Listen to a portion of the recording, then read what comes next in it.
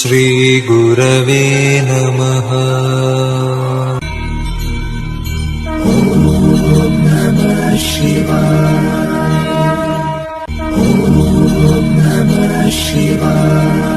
नाथ समुदाय के बारे में कुछ बताइए हमें कि उसमें ऐसी क्या बातचीत थी कि जो आप इतनी कम आयु में आप जुड़ गए उस समुदाय से? देखिए, नाथ संप्रदाय भारत का प्राचीनतम संप्रदायों में से एक है।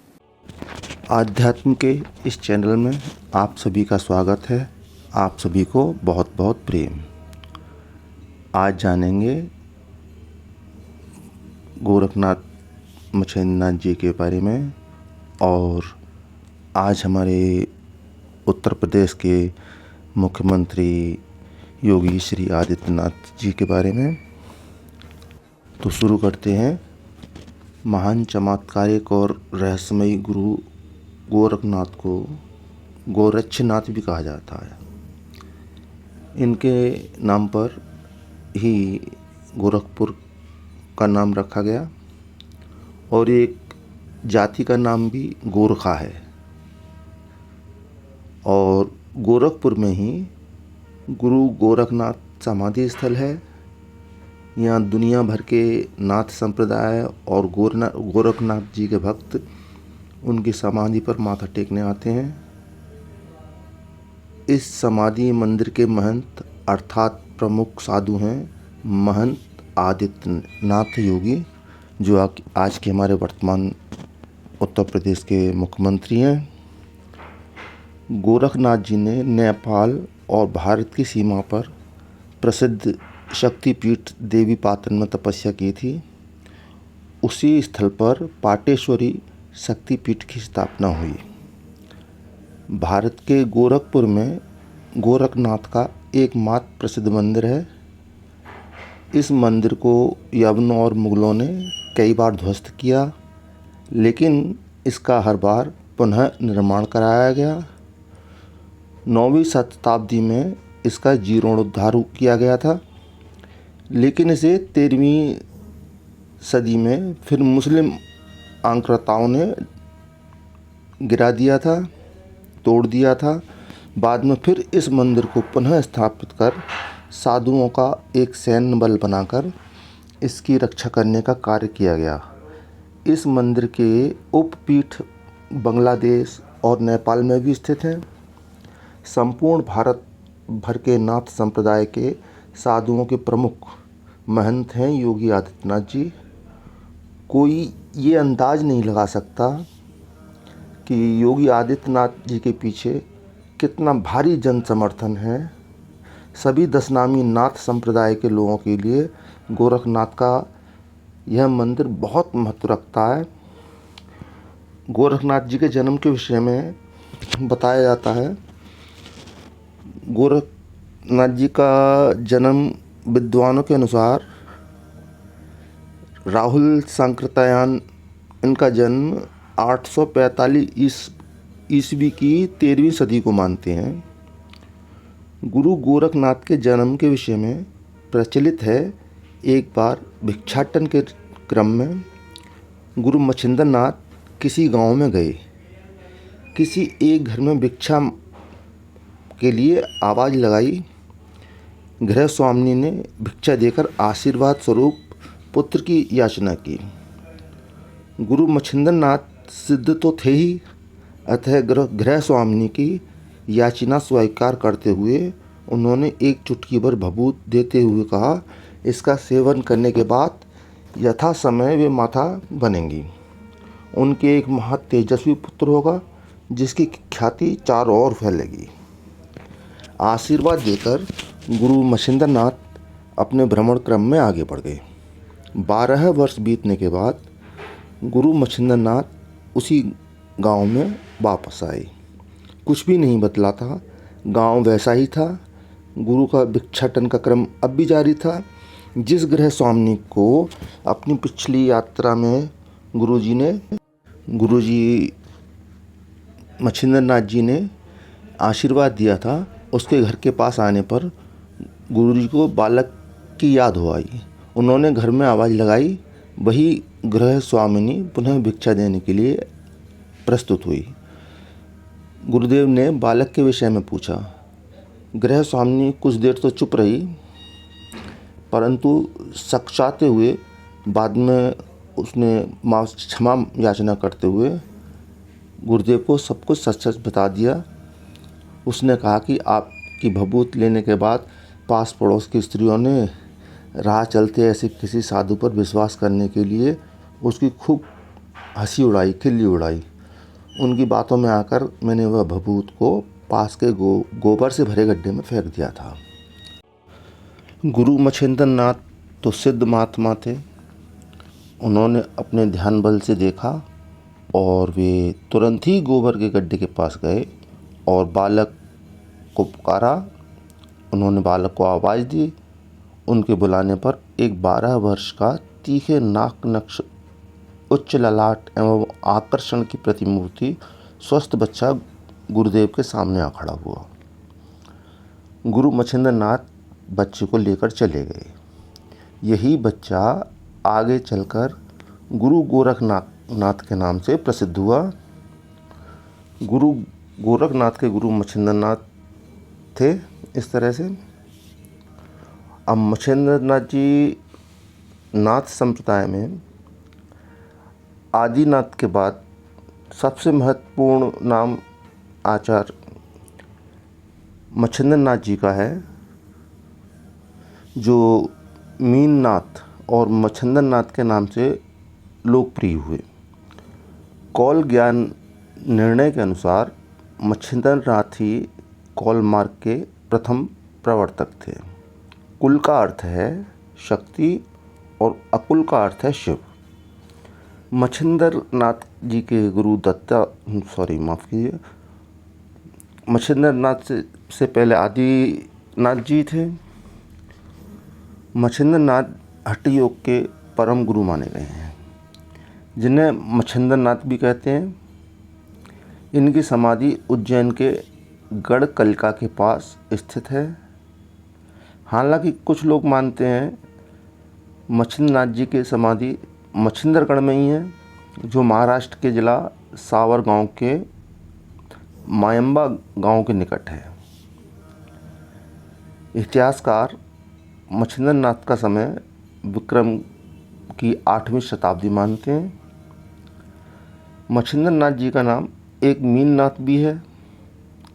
वज्रयानी सिद्धों में एक मीन पाद हैं, जो मच्छिंद्र नाथ जी के पिता बताए गए हैं। मीन पाद राजा देवपाल के राजत्वकाल में हुए थे। देवपाल का राजत्व काल 809 से 849 ईस्वी तक है। इससे सिद्ध होता है कि मच्छिंद्र नाथ जी सन की 9वीं शताब्दी के उत्तरार्ध में विद्यमान थे। तिब्बती परंपरा के अनुसार कानपाद राजा देवपाल के राज्यकाल में आविर्भाव हुए थे। इस प्रकार मच्छिंद्र नाथ आदि सिद्धों का समय ईस्वी सन के 9वीं शताब्दी का उत्तरार्ध और 10वीं शताब्दी का पूर्वार्ध समझना चाहिए। शंकर दिग्विजय नामक ग्रंथ के अनुसार 200 ईसा पूर्व मच्छिंद्र नाथ हुए थे। माना जाता है जितने भी देवी देवताओं के साबर मंत्र हैं, उन सभी के जन्मदाता श्री गोरखनाथ जी ही हैं। और नाथ संप्रदाय 10 नामी संप्रदाय के लोग जब आपस में मिलते हैं तो एक दूसरे से मिलते वक्त आदेश और नमो नारायण जैसे कहते हैं। नवनाथ की परंपरा की शुरुआत गुरु गोरखनाथ के कारण ही शुरू हुई थी। शंकराचार्य के बाद गुरु गोरखनाथ को भारत का सबसे बड़ा संत माना जाता है। गोरखनाथ की परंपरा में ही आगे चलकर कबीर, गजानन महाराज, रामदेवरा जी, तेजा जी महाराज आदि संत हुए। माता ज्वाला देवी के स्थान पर तपस्या करके वो गोरखनाथ जी ने माता ज्वाला देवी को प्रसन्न कर लिया था। गोरखनाथ जी शरीर और मन के साथ नए नए प्रयोग करते थे। उन्होंने योग के नए नए आसन विकसित किए थे। जन श्रुति के अनुसार उन्होंने कई कठिन आड़े तिरछे आसनों का आविष्कार भी किया। उनके अजूबे आसनों को देख लोग अचंभित हो जाते थे। आगे चलकर कई कहावतें प्रचलन में आईं। जब भी कोई उल्टे सीधे कार्य करता है तो कहा जाता है कि ये क्या गोरख धंधा है। जितने भी उल्टे सीधे काम होते हैं उन्हें गोरख धंधा बोलते हैं। और हठ योग में इन्हें षट कर्म के नाम से जाना जाता है, जिसमें शारीरिक शुद्धि का विशेष विधान है। तो षट कर्म के द्वारा शरीर की शुद्धि की जाती है, शारीरिक शुद्धि। गोरखनाथ जी का मानना था कि सिद्धियों के पार जाकर, सिद्धियों में उलझना नहीं चाहिए, सिद्धियों के पार जाकर शून्य समाधि में स्थित होना ही योगी का परम लक्ष्य होना चाहिए। शून्य समाधि अर्थात समाधि से मुक्त हो जाना और उस परम शिव के समान स्वयं को स्थापित कर ब्रह्मलीन हो जाना, जहाँ पर परम शांति का अनुभव होता है। हठ योगी कुदरत को चुनौती देकर कुदरत के सारे नियमों से मुक्त हो जाता है और जो अदृश्य कुदरत है उसे भी लांघकर परम शुद्ध प्रकाश हो जाता है। नवनाथ परंपरा गोरखनाथ जी के हठ योग की परंपरा को आगे बढ़ाने वाले सिद्ध योगियों में प्रमुख हैं चौरंगीनाथ, गोपीनाथ जी, चुड़करनाथ जी, भृतहरि महाराज, जालंधरीपाद जी, जालिंद्रनाथ जी आदि हैं। 13वीं शताब्दी में उन्होंने गोरखवाणी का प्रचार प्रसार किया था। ये एक ईश्वरवाद पर बल देते थे, ब्रह्मवादी थे तथा ईश्वर के साकार रूप के सिवाय शिव के अतिरिक्त कुछ भी सत्य नहीं मानते थे। कुछ लोग नौनाथ का क्रम ये बताते हैं: मच्छिंद्रनाथ, गोरखनाथ, गहनीनाथ, जालंधरनाथ, कृष्णपादनाथ, भृतहरिनाथ, रेवणनाथ, नागनाथ और चरपटनाथ। इस तरह से नौनाथ बताए जाते हैं। गोरखनाथ की परंपरा, नाथ शब्द का अर्थ होता है स्वामी। भारत में नाथ योगियों की परंपरा बहुत ही प्राचीन रही है। नाथ समाज हिंदू धर्म का एक अभिन्न अंग है। भगवान शंकर को आदि गुरु माना गया है। इन्हीं से आगे चलकर 9 नाथ और 84 नाथ सिद्धियों की परंपरा शुरू हुई। आपने अमरनाथ, केदारनाथ, बद्रीनाथ आदि कई तीर्थ स्थलों के नाम सुने होंगे। आपने भोलेनाथ, भैरवनाथ आदि नाम भी सुने होंगे। तो ये भी नाथ योनि की परंपरा से हैं। गोगादेव आदि संत भी इसी परंपरा से थे। तिब्बत के सिद्ध भी नाथ परंपरा से ही थे। 9 नाथों की परंपरा से 84 नाथ हुए। 9 नाथों के संबंध में विद्वानों का मतभेद है। सभी नाथ साधुओं का मुख्य स्थान हिमालय की गुफाओं में है। नाथ बाबा और सभी कमंडल चिमटा धारण किए हुए जटाधारी बाबा शिव और शाक्त संप्रदाय के अनुयायी हैं।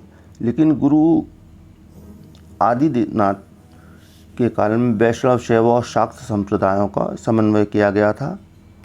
नाथ संप्रदाय एक शाखा जैन धर्म में भी है, तो दूसरी शाखा बौद्ध धर्म में भी मिल जाएगी। सिद्धों की भोग प्रधान योग साधना की प्रतिक्रिया के रूप में आदि काल में नाथपंथियों की हठ योग साधना आरंभ हुई।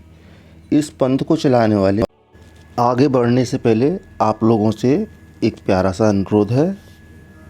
जिन लोगों ने सब्सक्राइब नहीं किया हुआ है प्लीज़ सब्सक्राइब कर लें और लाइक कमेंट करें। इस आध्यात्म के चैनल पर आपको आध्यात्म के बारे में हमेशा अच्छी जानकारियाँ मिलती रहेंगी। तो इस पंथ को चलाने वाले मच्छिंद्रनाथ तथा गोरखनाथ माने जाते हैं। इस पंथ के साधक लोगों को योगी, अवधूत, सिद्ध, औगड़ कहा जाता है। कहा यह भी जाता है कि सिद्ध मत और नाथ मत एक ही है।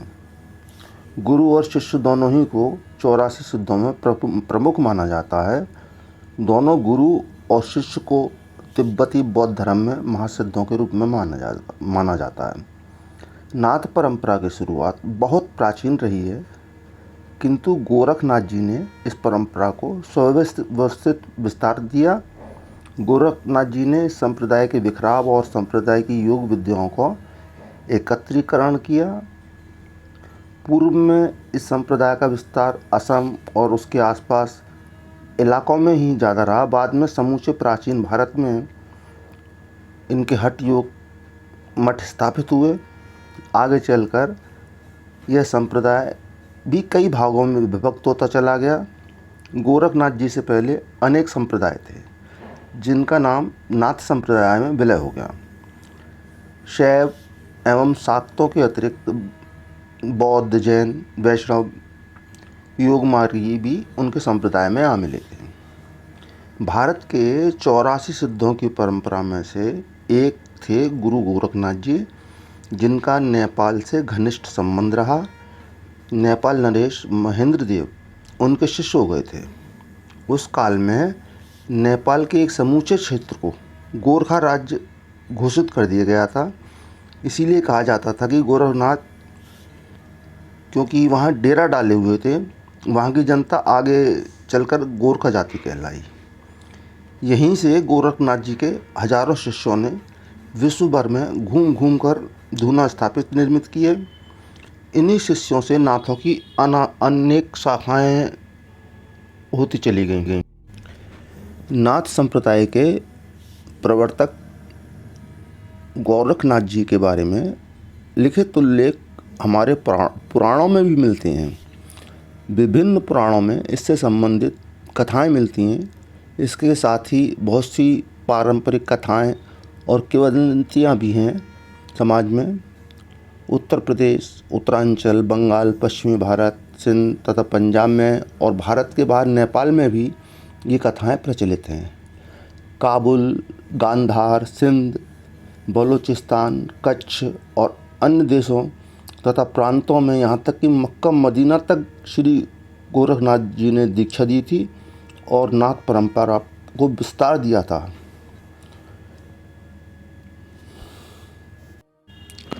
गोरखनाथ साहित्य के आरंभकर्ता माने जाते हैं। गोरखपंथी साहित्य के अनुसार आदिनाथ स्वयं भगवान शिव को माना जाता है। शिव की परंपरा को ही रूप में आगे बढ़ाने वाले, सही रूप में आगे बढ़ाने वाले गुरु मच्छिंद्र नाथ हुए, ऐसा नाथ संप्रदाय में माना जाता है।